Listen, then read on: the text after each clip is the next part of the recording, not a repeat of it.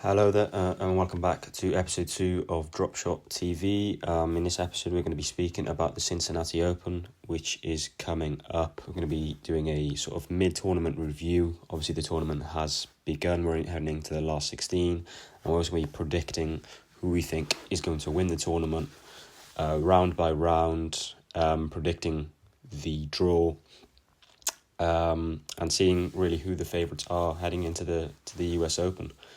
Before I start, please make sure to like, comment and subscribe. This is a pretty new channel, so I'd really appreciate any support that you have. We're going to be leveling up the channel over the next few weeks. This is only the beginning. I know the content isn't the most exciting looking at the moment, but we're going to be leveling it up week by week, month by month. So I really appreciate the support. If you enjoy it, please make sure to like and comment and subscribe. So thank you very much. So the Cincinnati Open, just quickly, I just wanted to say that it's one of my favourite tournaments to watch, actually. Obviously it's a Masters 1000 event, so it's a pretty big practice tournament for the US Open. It's quite nice on the eye to watch the tennis. It's a nice navy blue court. And yeah, for some reason on the eye it's really good to watch. And also the tournament has had a lovely revamp this year. The grounds look really, really nice. And so although Cincinnati, many say that it's not the most action-packed thing to do, especially the players say that. It's nice to see that the tennis grounds have had a great revamp. And yeah, the tournament is a really, really exciting one usually. So let's head into the shocks of the tournament so far. Number one, in no particular order, I'm going to go for Casper Ruud, who lost out in the first round to Rinderknecht from France. I'm not sure if I said his name correctly there, but that was a bit of a shock for me. Usually on hard court, Casper Ruud is quite strong. I know it's not his favoured surface. We all know that he's so strong on clay, but usually on the hard court, he does perform well at times. And heading into the US Open, he would have needed a strong tournament in Cincinnati, I think. I think that really would have helped him to go far in the US, helped his confidence. Now, I'm not sure how far he'll go, but of course he's going to have some more time to rest now. And yeah, but I wouldn't like his chances, although I like him as a person. I don't like his chances now heading into the US Open after that early exit.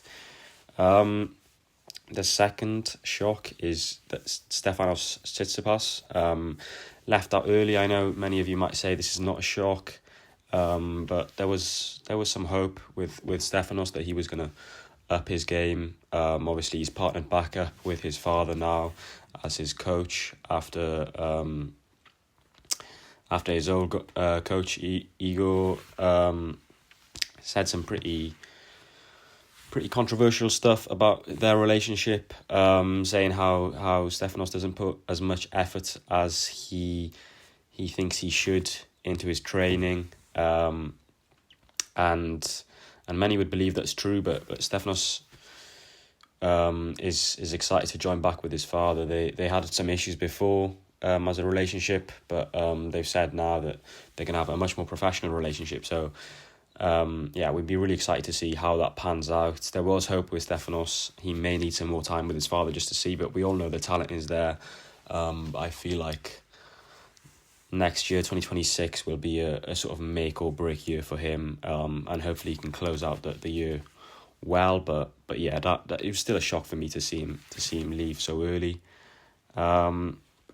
Another shock is that Mannarino reached the last 16 and beat Tommy Paul, the US number 3. That's really impressive to see that Mannarino every year he seems that he comes in and he does really, really well in certain tournaments, and then obviously he plays a really, really high level player.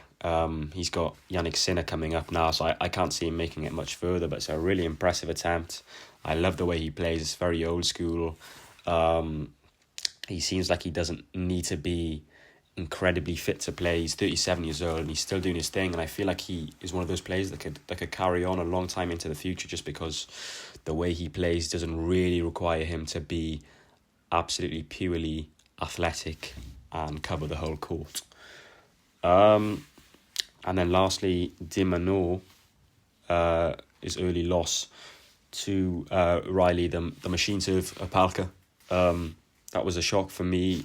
De Minaur has been so consistent these past few months, and the past few years really, and to see him lose to Opelka, I know Riley Opelka served very, very well, as you'd expect in this match, and he won the only break point of the match to beat Alex de Minaur. But you'd expect Alex to be able to break him. I know Alex is a little bit smaller, so it may be difficult for him to return the serves with as much power. But it just shows how well he served, as Opelka hit 35 winners to de Minaur's 6, and most of them came from Alex obviously returning not so strongly, and Opelka winning the point nice and easily. So yeah, that was a shock for me. But yeah, you can't see Opelka then got knocked out pretty early on then. So you'd hope de Minaur, maybe it was just a bit of a bogey player for him, but you'd expect him to do much better in the US Open and reach quite far, as he'd hope as well. So let's head into the tournament bracket, where I'm going to be predicting the rest of the tournament. Let me just record my screen quickly. If you just hang on a second.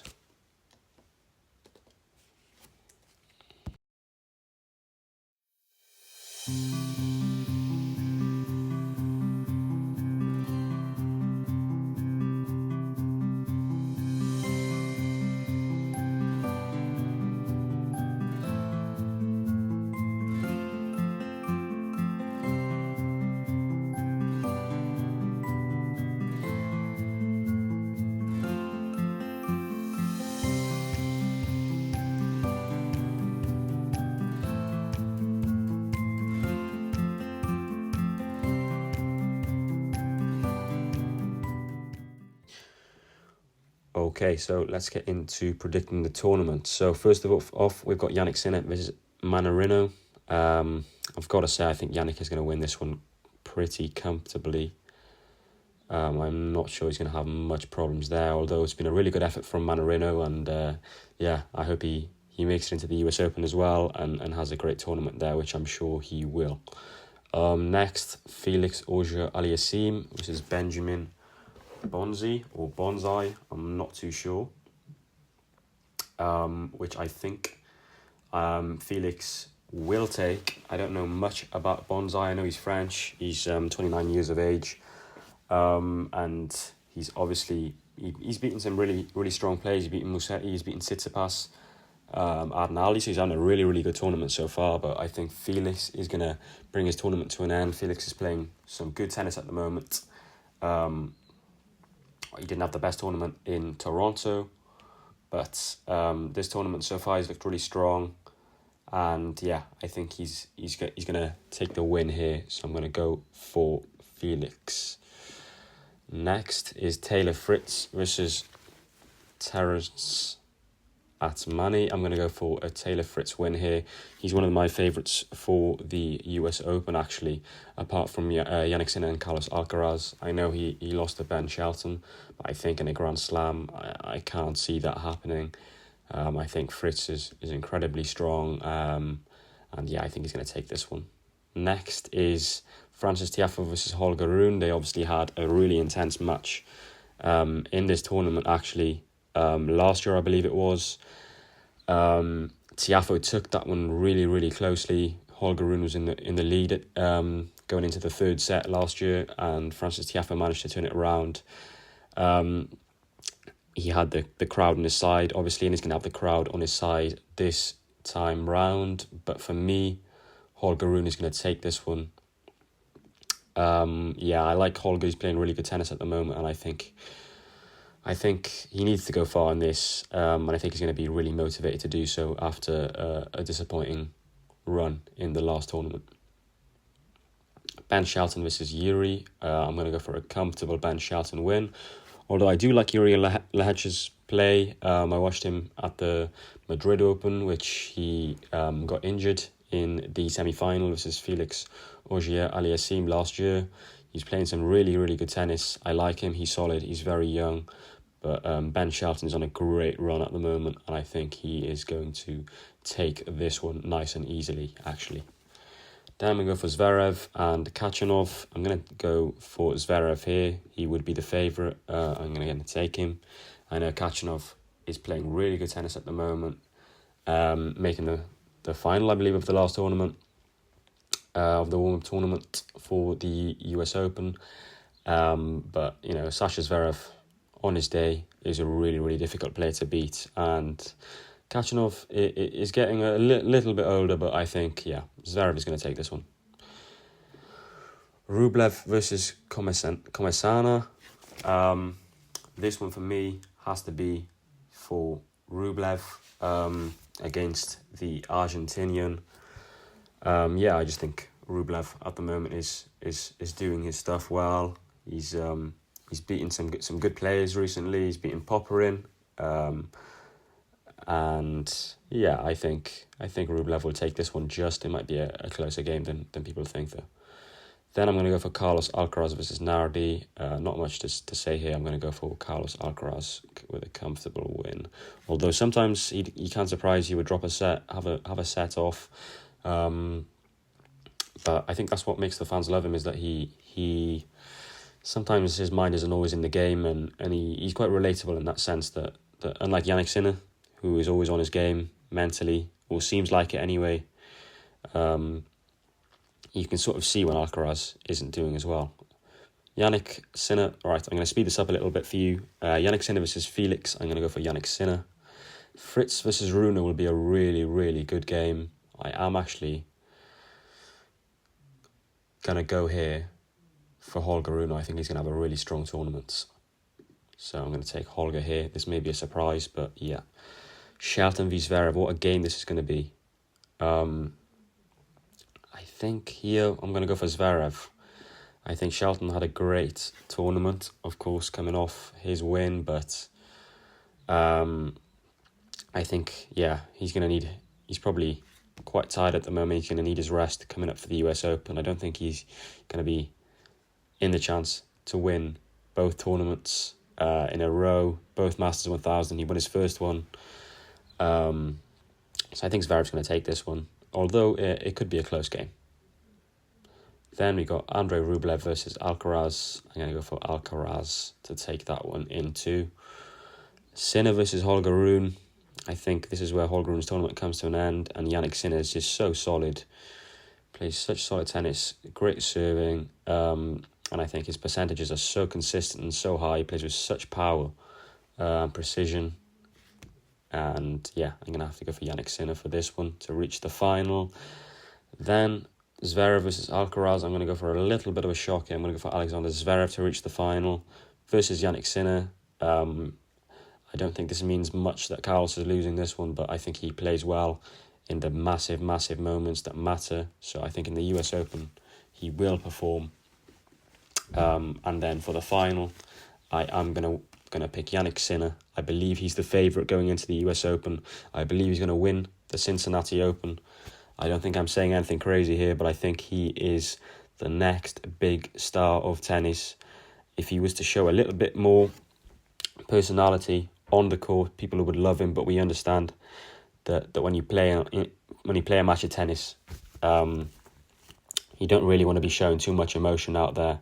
I like his personality off the court. He's a little bit timid, but he's very, very funny character.